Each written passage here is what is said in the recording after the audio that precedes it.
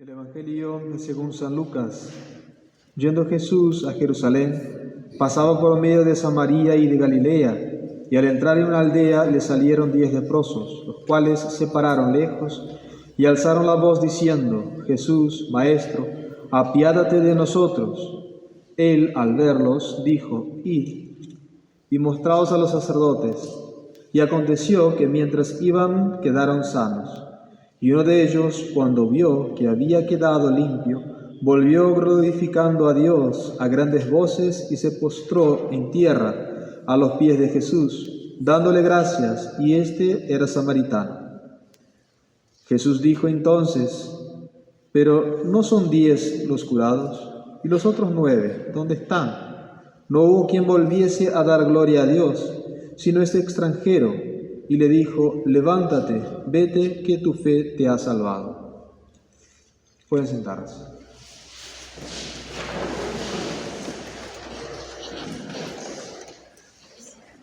La epístola está tomada de la carta del apóstol San Pablo a los Gálatas. Hermanos, las promesas fueron dichas a Abraham y al descendiente de él. No se dice a los descendientes de él, cual si tratase de muchos, sino como un solo descendiente. Y al decir así, el cual es Cristo.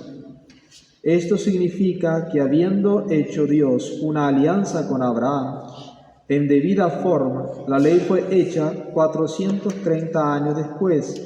No la abroga ni anula la promesa, porque si la herencia se nos da por la ley, ya no es por la promesa. Y Dios hizo por medio de la promesa la donación a Abraham. Pues entonces diréis: ¿para qué ha servido la ley? Púsose como freno de las transgresiones, hasta que viniese el descendiente de Abraham, a quien había hecho la promesa, promulgada por ángeles por medio de un mediador, Moisés. Mas el mediador no es para uno solo, y Dios estaba solo cuando hizo la promesa. ¿Luego la ley es contra las promesas de Dios? No, porque si la ley pudiese dar la verdadera vida, la justificación vendría verdaderamente de la ley. Mas la ley escrita dejó todas las cosas sujetas al pecado, para que la promesa fuese dada a los creyentes por la fe en Jesucristo. En nombre del Padre, del Hijo y del Espíritu Santo. Amén. Dios te salve María, llena eres de gracia, el Señor es contigo. Bendita tú eres entre todas las mujeres y bendito es el fruto de tu vientre, Jesús.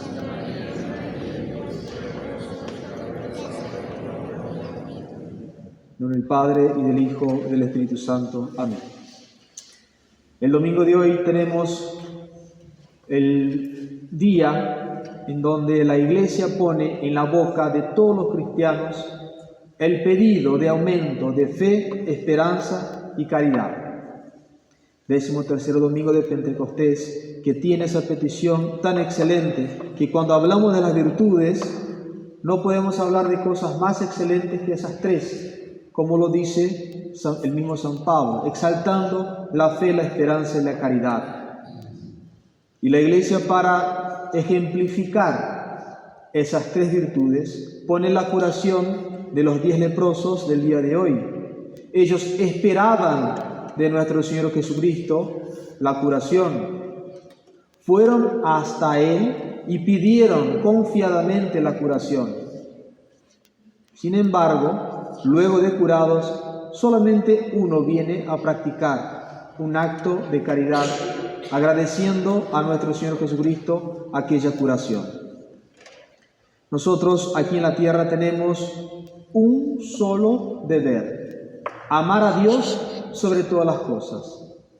Y pendiendo de ese deber nacen todas las demás necesidades, todos los demás deberes que nosotros tenemos. Pero como decía en su ancianidad San Juan Evangelista: amaos unos a los otros y así cumpliréis la ley de Cristo. Y repetía y repetía y repetía. Fijémonos en las palabras de la oración. La Iglesia dice en la colecta: Oh Dios omnipotente y sempiterno, aumenta en nosotros la fe, la esperanza y la caridad. Y para que alcancemos lo que prometes, haz que amemos lo que mandas. Para que alcancemos lo que prometes, haz que amemos lo que mandas.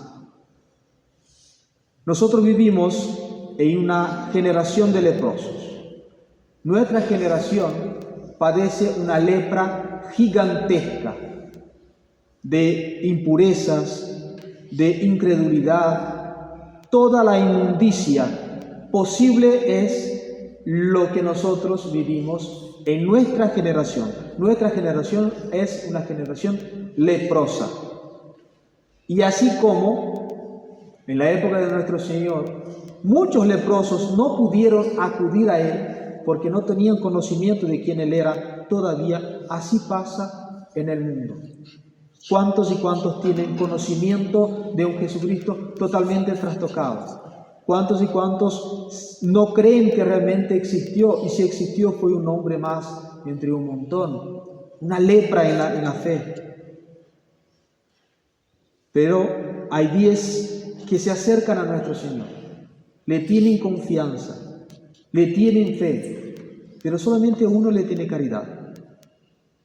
Fíjense cómo nuestro Señor lanza una queja que nosotros a veces imaginamos como una queja de una reprensión. Fíjense, uno solo volvió a dar gracias. No, yo imagino más bien como una queja dolida de nuestro Señor. Resulta que vinieron, confiaron, creyeron, pero no amaron.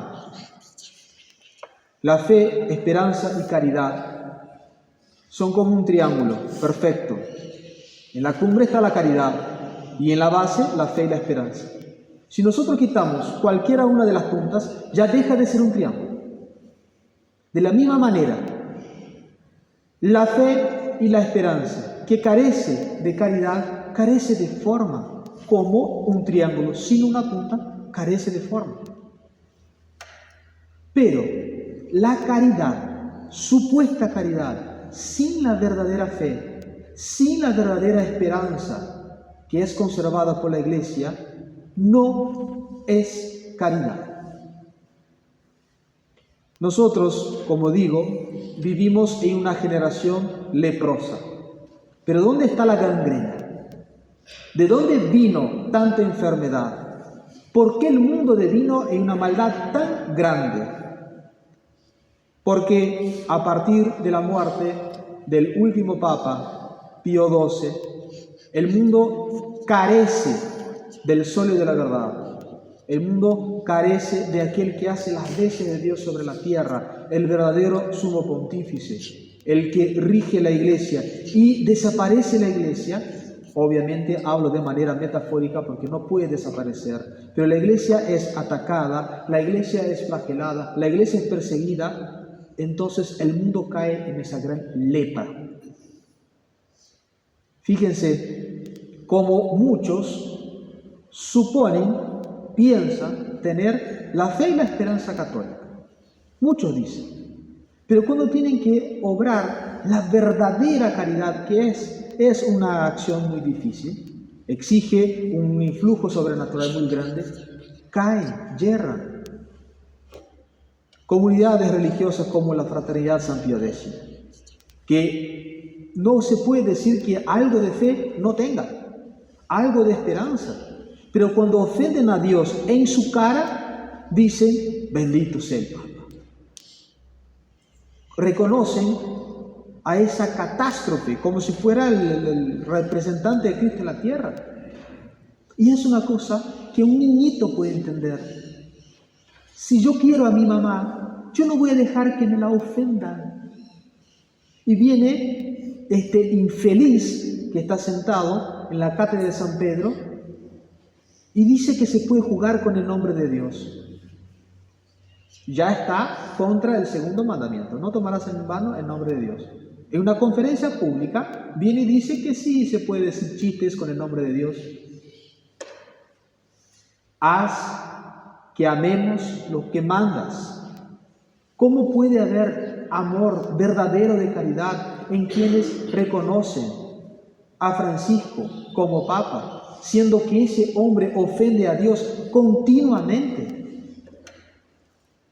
Si hacemos un rápido repaso sobre los 10 mandamientos, no queda un solo sin haber sido profanado por los falsos papas del Concilio Vaticano II, de Roncalli para adelante. El primer mandamiento, las reuniones de Asís, ¿qué fue eso? Que el líder de la religión católica se reúna con los demás líderes del mundo de religiones raras para rezar a Dios. ¿Qué Dios?